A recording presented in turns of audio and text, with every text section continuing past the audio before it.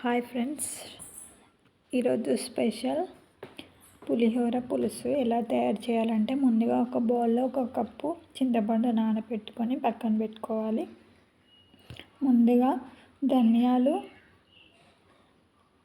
మిరియాలు, జీలకర్ర వేసి ఫ్రై చేసుకొని పౌడర్ చేసి పక్కన పెట్టుకోవాలి.